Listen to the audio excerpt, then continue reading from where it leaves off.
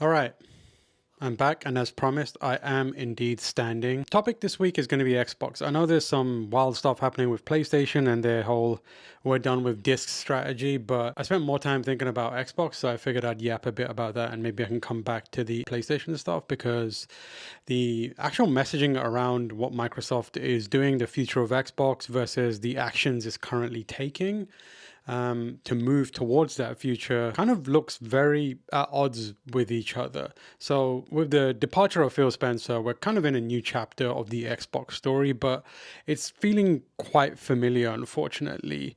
Xbox, I think, as a company, kind of lost its swagger after the massive success of the Xbox 360, and it's been kind of trying to find that confidence and that swagger ever since. It's had its moments, I think, over the last few years. There's been some games here and there that I really love, but if I'm being honest, since the debut of the Xbox One, Microsoft has kind of largely struggled to present a coherent, communicable and convincing vision of what gaming on Xbox is and where that fits into the broader landscape of games.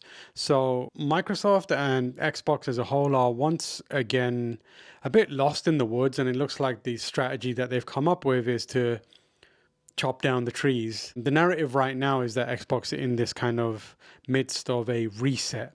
But the recent news of stuff like layoffs and the looming studio shutdowns and the loss of like in development projects kind of begs you to ask the question, what is Xbox resetting itself to? So on January 10th, I believe it was, Asher Sharma and Matt Booty sent out this message to the Xbox team, and it was globally messaged and it was also available for people in the public to read. And they kind of said that they were enacting a plan to revive Xbox. And the message they had kind of boasted of a bunch of updates that they'd already shipped and how the Game Pass team had like adjusted what they were offering, and now it was growing again, and how the Xbox is listening to players and creators and developers. And I think the quote that they had was like, in the next 100 days, it's important to have both optimism and realism as we try and reset the business. The problem with that is if shutting down studios and canceling projects are moves that Xbox is making as a result of that realism, I don't think there's much room, nor should there be an expectation for anyone to also have optimism, as it says that they should in that message. You can't really take a knife to people and the projects that you previously spent years telling folks that this is what you're investing in to build a future for Xbox, and then expect people to get behind the idea of cutting them because that's also part of building a future. Is it the same future? Is it a new future? How much of that old future is in the new future? It's very confusing. So I think the optimism that they think that they said they want, I think that needs to be earned, and people need to find a reason to be optimistic. And maybe that'll be there in the future, but right now it isn't clear what that thing to get optimistic about is, and what's coming in the short term definitely doesn't look like something to get excited about at all. Jason Schreier reported that there's massive Xbox layoffs coming, and that people have been bracing for them. They won't happen until after the fiscal year ends, but Xbox has already started ending contracts and cutting vendors, and it confirmed to Bloomberg that it is pulled out of Project Fantasy, which is the in-development project from IO Interactive, who recently did Hitman, World of Assassination, and also put out arguably the best James Bond game ever made with 007 First Light. Things don't look great for Arcane either. Arcane's a studio that is very near and dear to me. They make superb games and they push creativity and excellence in pretty much every aspect of game design and development. And their current project is a very cool looking take on Blade, which is one of my favorite superheroes of all time. The game was set to launch this year, then got pushed into next year, and is reportedly over budget. And nothing's been confirmed yet, but Arcane is one of the studios, multiple studios, that is being identified as potentially getting closed or sold off to someone else, or maybe even getting some independence potentially. The others that are in similar situations could face similar fates are Compulsion Games and Double Fine and Ninja Theory and Undead Labs, which are South of Midnight, Psychonauts, Hellblade, and State of Decay. respectively.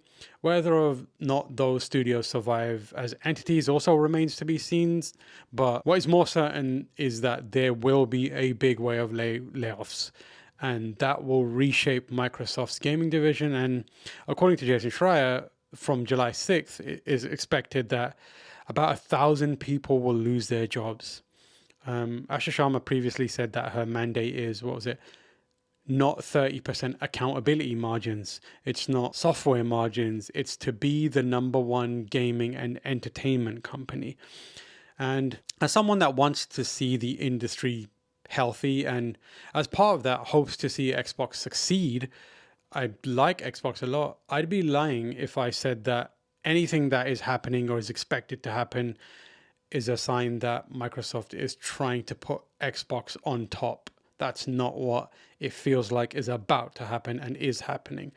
Instead, what it looks like is it looks more like divestment than a reset. And I'm not saying that's what they're doing, but it's hard to look at all this and then see the pathway to being the number one gaming and entertainment company. Asha Sharma and Matt Booty said the Xbox is, what do they say, the fortunate stewards of industry defining franchises that have loads of potential, and there's loads of demand around it, but the issue they had is they're not adequately funding them to compete and to win, and that they need to reassess the balance between first party and third party investments for the next few years. And Microsoft spent millions and millions and years on lining up studios and projects that would give them a good shot at redefining itself. And when it came time, they got gun shy and decided not to take a few of those shots. So after moves like the ones it is and will make, what can we really expect Xbox to be going forward? Like, we've seen some solid titles come from Xbox, like Avowed, South of Midnight, Oblivion Remake, Doom the Dark Ages, Gears of War Reloaded. I think the Outer Worlds 2 was fairly recent, Ninja Gaiden 4, Keeper, Indiana Jones, Forza Horizon, and those flight sim games are pretty good as well. And if that wasn't enough to make a meaningful difference to define Xbox or change its fortunes, what is really going to change beyond reducing how much Xbox spends by scaling or scoping down? What we're seeing currently looks like a terminal case of risk reduction. And it seems like the movement is towards the tried and true franchises which are being set up to be the core of the Xbox business. So the future of Xbox could be Halo, Gears of War, Forza, Flight Sim, and if it does well, Fable, until the wheels fall off. Beyond that, there's like limited scope for like exclusivity deals here and there, maybe some preferential treatment around Activision and Blizzard titles. But otherwise, it feels like what's being set up is it's all on third parties to fill in the rest of the gaps. And I hope I'm wrong and that's not the Xbox that I want. But I really struggle to believe that we live in a world where a division like Xbox, operating on the scale it currently does, has the ability to break it all down and rebuild it back to something bigger and better. If you're tearing it down in this day and age at this point in the race, you're usually tearing it down just so you can work with whatever's left over. And that is what kind of the plan being message seems to indicate is happening. They talked about how their platform infrastructure is not built for the battle ahead, and the systems are too complex and they're too dependent on outsiders, and it's stopping them from moving quickly, or they're becoming too reliant on vendors and that kind of stuff. Maybe it's really difficult to see the vision right now, given how dire everything currently is, both in and outside of Xbox.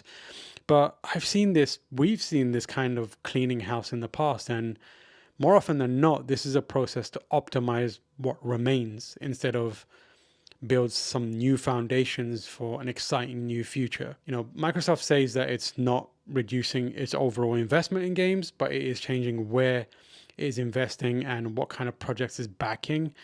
And I get it.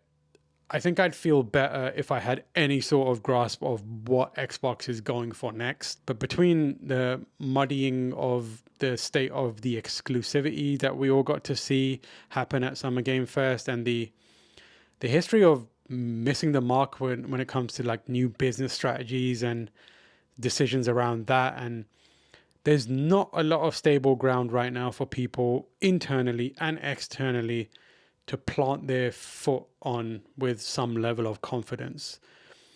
The Xbox we've had since the Xbox One has really struggled to find any sort of identity.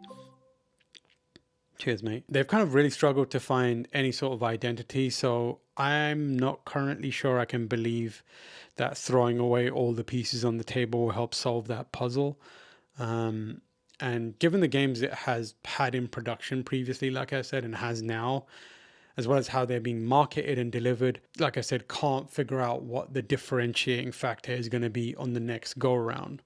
The odds are pretty heavily stacked against Xbox, but it pulled it off once before. So the question kind of then is whether you can do it again, and do it in a world where making games is riskier, it's harder, it's more expensive than ever. Can they get people out to buy into that plan again when it starts off with kicking everything down and burning a bunch of bridges?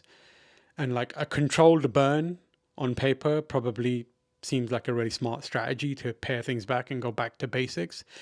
But if you're like reducing all of your assets and those bridges that you built to get those assets to ashes, you might not end up on fertile new ground. You might just be stranded in a dead zone that is on fire, if you know what I mean. But either way, you could argue that this is exactly what needs to happen for it to truly be a reset. And yeah, it certainly reads like a return to how it all started. But the unfortunate truth is it started with Xbox being an outsider, existing in the shadow of these behemoth competitors that have claimed a whole lot of space and mind share. And it now has to find a spot for itself and make people pay attention to Xbox all over again. There's glimmers of hope. I think a couple of first party titles do look very, very cool and very appealing. Fable, for example, I think has a lot of potential. I enjoy playing Gears, and so at the very least, I'm expecting that to be fun. And they have a couple of partner prospects as well, like the Kojima game. I'm very, very keen on that. But I still couldn't tell you exactly what this Xbox reset is going to leave behind. Like, what is, again, like I said, what is Xbox resetting itself to, other than a platform run by people that may or may not have a viable plan for its future? And that's not anything new at this point. That's just Xbox for many, many years now. That's exactly what it has been. So are we really doing anything new here? I don't know. It's a very weird situation for Xbox, and I never want to see anyone fail, and I don't want to see it here. And I especially don't want to see studios that I think are talented and that I love kind of getting the axe, as it were, or having projects cancelled. I don't mind them getting their independent, and if that is what's going to happen, hopefully Microsoft does right by them, but we'll see how that plays out. Yeah, those are my thoughts on Xbox. So thank you for watching. I appreciate you. Like I said, you can see now I'm in a much better spot with the layout of my office and getting it all set up. As you can see here, I got loads of artwork set up. It used to be on one wall, now it's on multiple walls. There's a bunch of like